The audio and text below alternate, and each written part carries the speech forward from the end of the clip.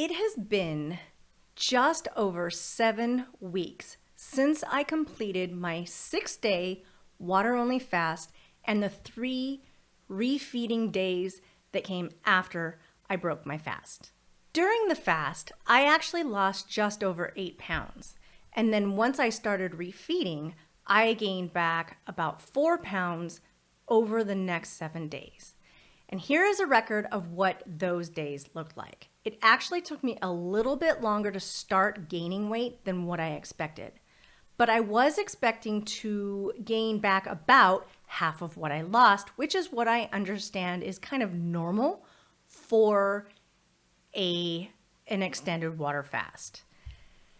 However, once I hit that 4 pounds, that halfway mark, I actually stopped getting on the scale. And while I knew that I would gain back weight, it only makes sense, right? You're replenishing water, you're replenishing the food in your belly, your glycogen stores, and your gut bugs, and your digestion, and everything's, starting to go back to normal. You're going to gain back some of that weight.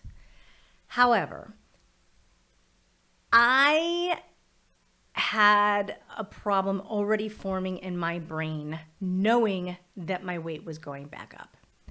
And this is not a problem that is unusual for me. I have had to quit the scale before. I actually went an entire 2-year period not getting on the scale at one point a few years ago. And even when I went to the doctor, I just told them about what I weighed and said, nope, I'm not getting on the scale. Because when I get on the scale, it does something in my brain that does like an extra call to attention for, I don't know, I'm food obsessed, weight obsessed, and have ridden the roller coaster of this my entire adult life. And I was doing really good during that 2-year period where I decided no more scale. But I remember having a thought in my mind that I thought that maybe I was about 145 pounds, and I was really curious. I wonder if I am about 145 pounds, because I've ridden this roller coaster so much, I pretty much kind of know about what I weigh at any given moment. And 145 is a place where I feel really, really good. I have a lot of energy. My clothes fit not uncomfortably snug in certain spots. I'm just, ready to face the world. And so I let my guard down and got on the scale. And it told me I weighed 145 pounds. And unfortunately, when you have a brain that is so hypersensitive and focused in on expectations of what you should be weighing and if that's a good thing or if it's a bad thing, somehow my brain goes tweaky and it decided, oh, well, if you're 145 pounds, I guess you can start behaving differently than how you have been behaving over the last 2 years of not stepping on the scale. Unfortunately, that was the moment that started me riding the roller coaster back up and eventually led me to the 202 pounds I was 5 months ago, and being in a state of lots of inflammation in my body, causing me all sorts of, little tiny minor ailments that just overall just made me feel not amazing. And so I am back to the point where I say, no more scale. I don't know if I'll be able to maintain that forever, but at this point, I know I have to stay away from the scale. And so I don't know how much I gained back after the fast. So after I started eating normally again, so to speak, I noticed right away that I was craving pickles. And while I do really like pickles and anything that has vinegar, I was craving, like craving pickles in such a way to where I literally would just sit and eat and eat and eat and eat them for like, I don't know, good 20 minutes. And then I'd find myself the next day, same thing, pickles, pickles, pickles. I mean, I bought so much pickles over the next couple of weeks after I started eating normal foods again. And while I didn't actually put additional salt back into my food as I was making food, beyond what would come in the form of any canned beans or diced tomatoes or anything like that that came out of cans, it's those pickles. I just wanted pickles. And I'm going to have to assume that that has to do with the amount of salt that was depleted in my system throughout the fast. So starting with the pickles, that while they're not terrible for you, I knew that they were a lot more salt than what I had been having. And I did notice that when I would eat more things that had more salt in them, more oil in them, or any oil, or even if I let the amount of like balsamic vinegars that I used, or the fancy ones that are like super high in sugar, or maple syrup or honey, if I increased the amount that I was having beyond the bare minimum to make something palatable, I did notice that I wanted more of it. And this really is the mindset that is behind why certain camps will say no salt, no oil, no sugar. Unfortunately, I will tell you that going salt, oil, sugar free is never going to happen for me, because the food was just absolutely unpalatable to have none whatsoever, no matter what I was eating. So if I had gotten to the point where if I ate avocado, I could eat it without salt and I could enjoy it. But something like a soup that had no salt in it whatsoever, I couldn't do it.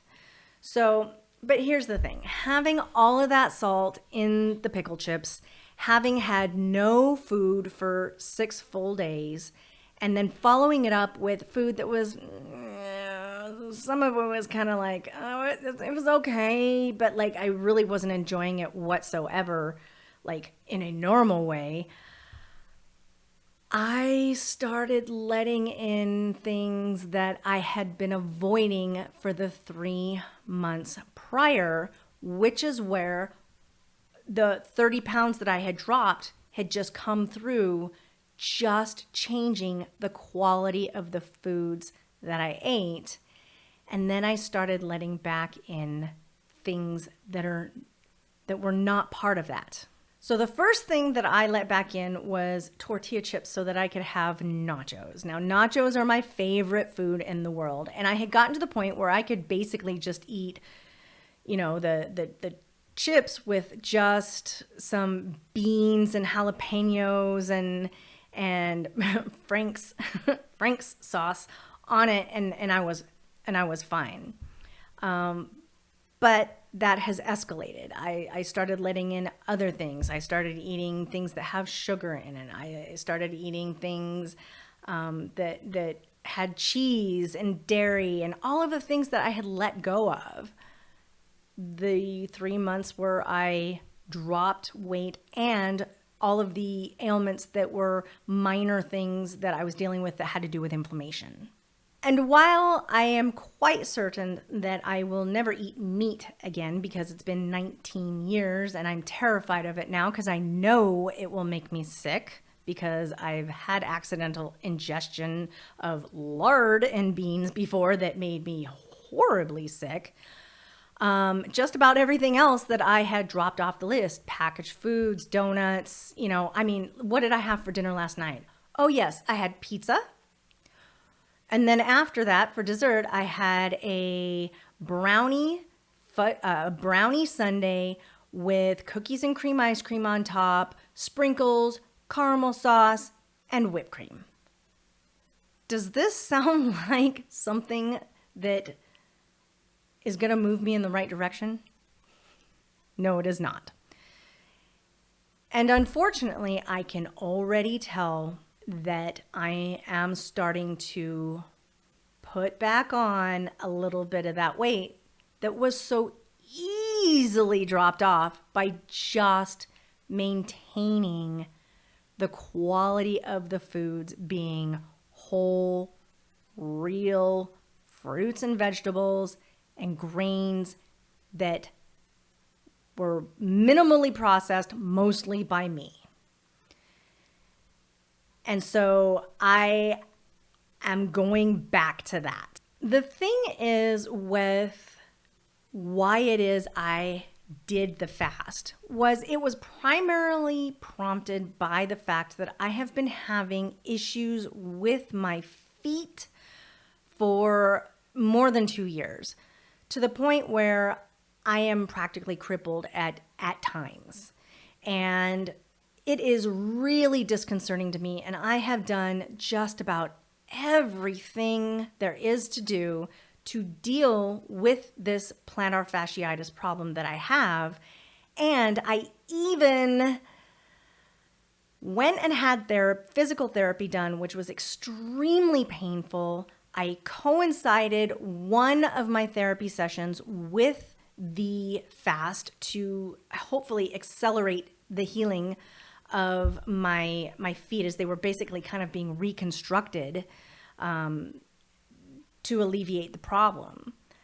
And unfortunately, to date, I am not better.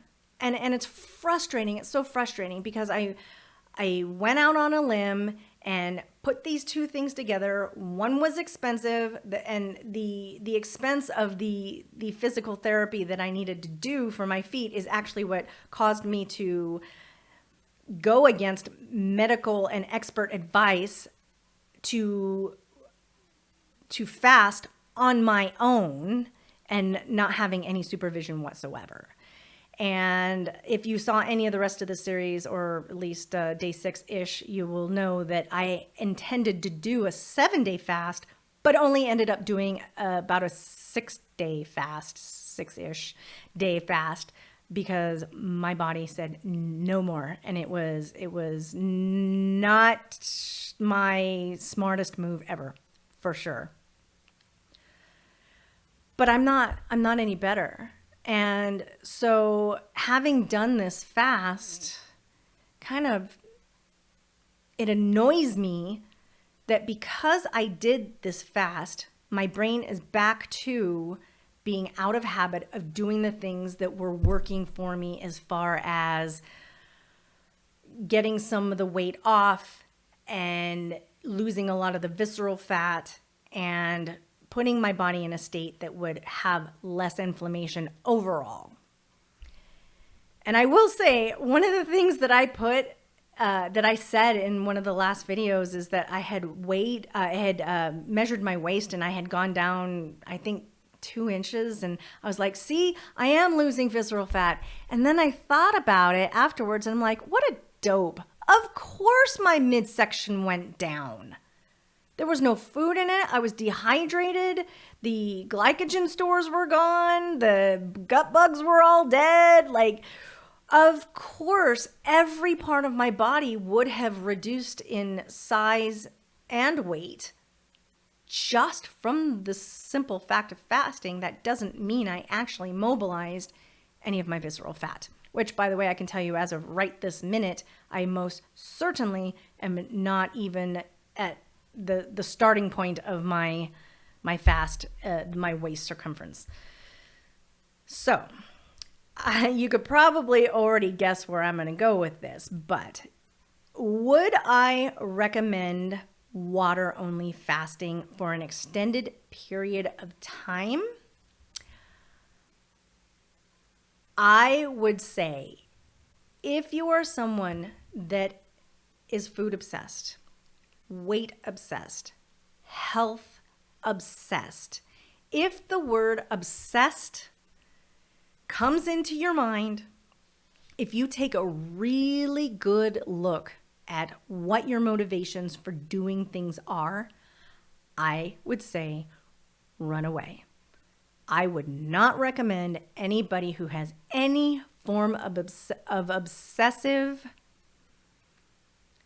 tendencies that have especially anything to do with your body. I think it is a bad idea. And unfortunately for me, this is probably just one of those things I absolutely had to go through on my own to believe it. But I believe it.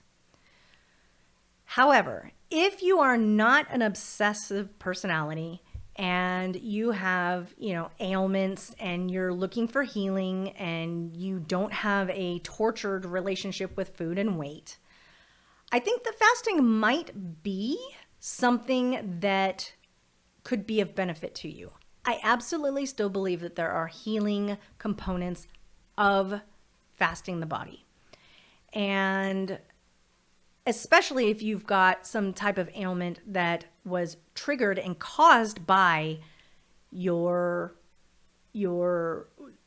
treatment of your body as far as, quality of foods putting into it. And, there are all sorts of things that are related to gut health that fall under the purview of gut health problems that can be remediated by fasting. Unfortunately, plantar fasciitis in my feet is not something that is linked with gut health in any way, shape, or form. So it is not truly surprising for me that it didn't solve the problem. I was just really hoping that I would get some movement towards, hey, I can see light at the end of the tunnel. Things are getting better. But alas, I appear to just need to move forward with my life and limp around and experience the pain. And it is what it is. And if it decides to go away at some point, I will be happy that it did. But if you are going to fast, please don't make any excuses for doing it by yourself. I absolutely do not recommend that anybody do what I did and go against expert and medical advice. I can't say that I had a doctor tell me no, not do it. But I let my desire to do the fast run my brain. And I think I would have been better off had I gone ahead and been monitored, and that would have just meant waiting until I had the funds to do so. If you are interested in knowing what an extended water-only fast could look like if you were to do it, I invite you to take a look at the entire series that I have done on this fasting journey, and I have linked that playlist for you in the description below. See you next time.